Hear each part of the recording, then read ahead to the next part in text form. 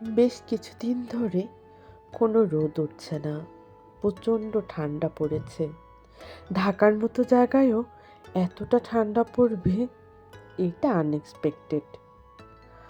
যদিও বা আমি একটু শীত কাতরে, একটু রোদ দেখলেই সেখানে যেয়ে চেপে বসি।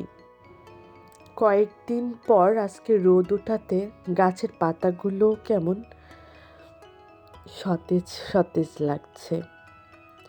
আর আমার এই ছোট্ট বেলকনিটায় এখানে একটু রোদ আসে, আর সেই রোদটা আমি ভীষণ এনজয় করি। একটু চায়ের কাপ নিয়ে বসি, একটু মোবাইলে গান শুনি। এই তো এভাবেই আমার সকালগুলো পার হয়।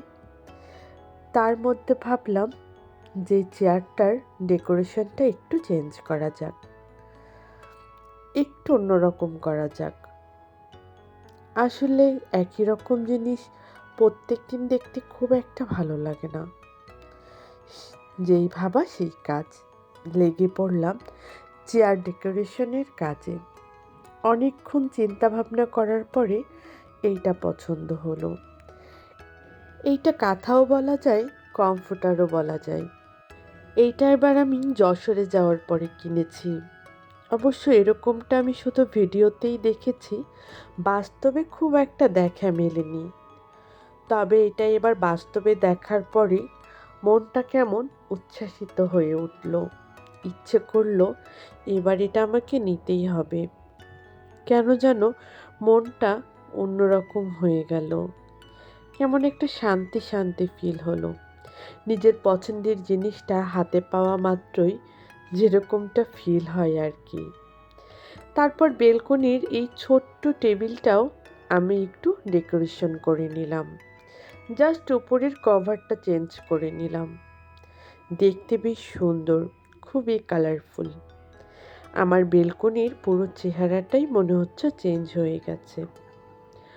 আর তাছাড়া আমি একটু গাছ পাগলও বলতে পারেন। গাছ দেখলেই কেন যেন মাথা খারাপ হয়ে যায়। আর এই চেয়ারটার কথা কি বলবো, চেয়ারটা আসলে শুধু একটা চেয়ার না, এই চেয়ারটা আমার কাছে একটা ইমোশন। সারা দিনে শত ব্যস্ততার মাঝেও অনেক কষ্টের পরেও যখন এখানে আমি এসে বসি, খুব শান্তি শান্তি ফিল হয়। আর এখানকার কাজটা বেশ সুন্দর, কি সুন্দর করে নকশা করা, আর সাইডে একটু কুচি দেওয়া, কুচি দিয়ে ডিজাইন করা বলা যায়।